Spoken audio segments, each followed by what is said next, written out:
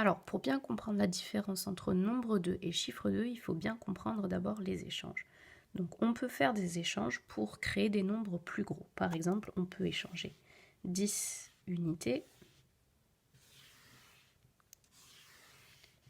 contre une dizaine. On a créé un nombre plus gros. On peut aussi échanger 10 dizaines, 2, 4, 6, 8 et 10 contre une centaine. Là aussi, on a créé un nombre plus gros. On peut échanger encore plus gros. On peut échanger 100 unités. Alors là, je ne vais pas avoir assez de timbres, donc je vais l'écrire comme ça. 100 unités que l'on peut échanger contre une centaine. D'accord? Mais ça veut aussi dire que je peux échanger 100 unités contre 10 dizaines, puisque une centaine, c'est bien la même chose que 10 dizaines. Donc c'est important de comprendre les échanges pour créer des nombres plus gros. Maintenant, on va non pas créer des nombres plus gros, mais on va échanger pour créer des nombres plus petits. Par exemple, si j'ai une unité de 1000, si je la casse, je peux récupérer 10 centaines. 2, 4, 6, 8 et 10. Si je casse une unité de 1000, je peux récupérer 10 centaines. Pareil, si je casse une centaine, je peux récupérer 10 dizaines. Une centaine contre 10 dizaines. Ça, c'est bien plus petit. Une dizaine, c'est bien plus petit qu'une centaine, mais si je fais une centaine contre 10 dizaines, j'ai bien un équivalent. J'ai coupé, j'ai cassé ma centaine pour avoir des choses plus petites. Je peux aussi casser une dizaine contre 10 unités. 2, 4, 6, 8, 10. Ça, c'est aussi un échange plus petit qu'on peut faire. Une dizaine contre 10 unités. Mais je peux aussi faire des échanges un peu plus intéressants. Ça, c'est les échanges plus faciles. Si maintenant j'essaie de faire un échange un peu plus complexe, je peux aussi échanger une centaine contre des unités. Alors, combien il va m'en falloir pour faire un échange centaine contre unité? Une centaine, si je le casse, ça va me donner 100 unités. Je peux aussi faire un échange de ce type en faisant un échange entre une unité de 1000, soit j'ai la possibilité d'avoir 10 centaines, c'est ce qu'on a fait tout à l'heure, soit j'ai la possibilité d'avoir 100 dizaines. Et j'ai même la possibilité d'avoir 1000 unités. Ça, c'est un échange qui se vaut. Donc, je peux créer des nombres qui sont plus petits en faisant des échanges. Je peux échanger pour aller vers plus petit. D'accord? C'est important de le comprendre. Alors, maintenant qu'on a bien compris à faire des échanges pour regrouper, donc pour faire des nombres plus gros, ou pour casser, c'est-à-dire pour faire des nombres avec des nombres plus petits, on peut commencer à réfléchir à compter combien il y a d'eux. Donc ça, c'est important pour nombre 2 et chiffre 2. Donc on va prendre par exemple un exemple. On va prendre 624. 624, je vais le faire avec les timbres. Donc 2, 4, 600, 24. Dans 624, ici, il y a des choses qui se voient et il y a des choses qui se voient pas. Donc par exemple pour les unités, ici je les vois les 4 unités, il y en a 4, 1, 2, 3, 4, je peux les compter. Mais des unités, il y en a aussi qui sont cachées ici.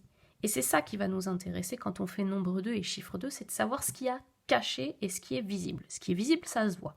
Ce qui est caché ici, mais ce qui est caché ici, c'est 10 unités pour cette plaque de dizaines et 10 unités pour cette plaque de dizaines. Donc en tout, ici, si j'essaie d'écrire sur un petit bout de papier combien j'ai caché là-dedans, j'ai caché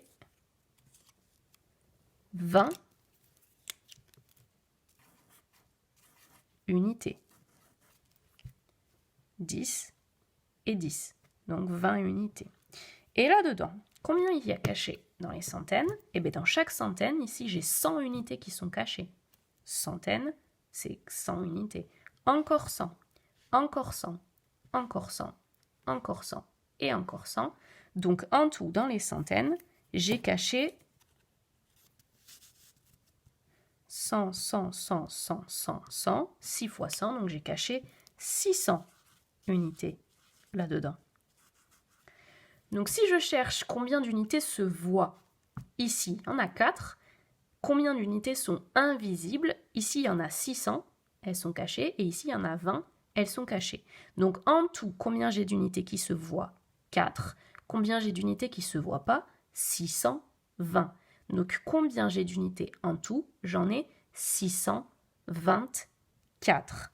Donc en fait, le chiffre des unités, c'est-à-dire ce qu'on voit, c'est le 4 ici.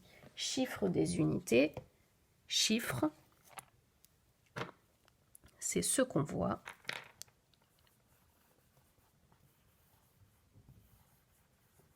Chiffre des unités, c'est ce qu'on voit et c'est le 4. Le nombre d'unités, c'est ce que l'on ne voit pas, ce qui est caché, plus ce qu'on voit. Donc le nombre des unités,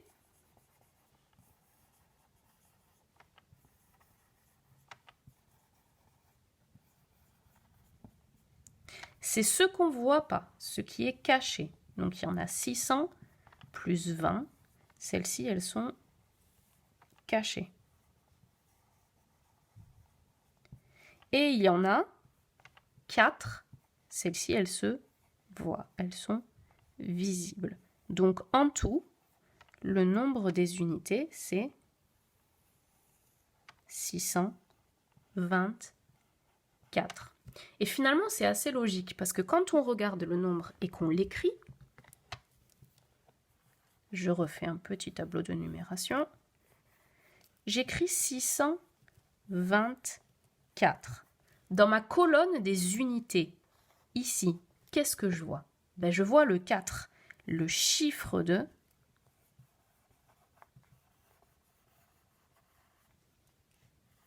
c'est ce que je vois. Et le nombre de, ben c'est tout ce qui est caché, c'est-à-dire ce qui est invisible, ce que l'on doit voir si on se concentre beaucoup plus profondément. Donc le nombre 2, je vais réécrire 624, le nombre 2, c'est tout ce qu'il faut ouvrir grand son œil pour voir.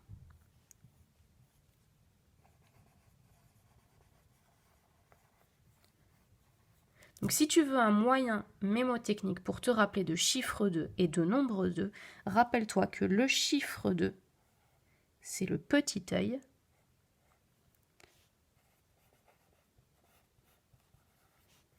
Et que le nombre 2, c'est le grand œil.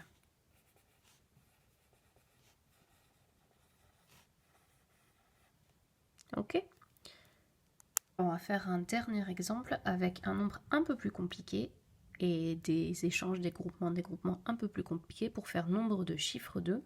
On va faire le nombre 3085. On va chercher combien il y a de centaines d'abord. Donc on va commencer par représenter le nombre. Pour représenter le nombre, il me faut 3000.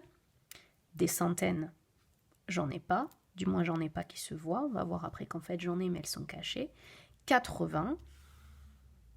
2, 4, 6 et 8. 80 et 5. 1, 2, 3, 4. Donc là, j'ai bien 3085. Donc, on va chercher le nombre des centaines et le chiffre des centaines. Donc, d'abord, on commence par le chiffre des centaines. Chiffre des centaines, c'est ce qu'il se voit. Est-ce qu'on voit ici des centaines? Réponse non. Donc, le chiffre des centaines, c'est 0. Maintenant, le nombre des centaines. Est-ce qu'il y a des centaines qui sont cachées? Des centaines cachées dans 1? Non, on n'en a pas assez. Des centaines cachées là-dedans? Dans les 10, on n'en a pas assez, il nous en faudrait 10 pour qu'il y ait une centaine cachée. Là, on n'en a que 8. Des centaines cachées, là, on n'en parle même pas. Par contre, ici, il y a des centaines qui sont cachées. Si on fait des échanges pour créer des choses plus petites, on va voir que là-dedans, dans le 1000, il y a 10 centaines qui sont cachées. Dans celui-ci, 10 centaines encore. Et dans celui-là, 10 centaines encore. Donc, en tout, là-dedans, j'ai 30 centaines qui sont cachées. Je ne les vois pas, elles sont à l'intérieur. Donc, le nombre des centaines, c'est 30. Donc, avec le moyen mémotechnique sur l'ardoise, je fais mon tableau de numération, unité de 1000, centaines, dizaines et unités. Donc, j'ai 3085. On va commencer par chiffre des centaines. Donc, chiffre des centaines, c'est le petit œil, c'est-à-dire ce que je vois directement. Donc, je vais dans la colonne centaines. Le chiffre des centaines, c'est 0. Il n'y en a aucune que je vois directement. Et maintenant, on va passer à nombre de centaines. Donc, je réécris 3085. Nombre de centaines. Donc là, c'est le grand œil, c'est ce que je vois, 0, et aussi ce que je vois pas, ce qui est caché. Donc là, je prends les centaines et tout ce qui est plus grand et qui est caché, et je dessine mon grand œil. Donc le nombre de centaines, c'est 30. Voilà, j'espère que c'est un peu plus clair avec cette vidéo.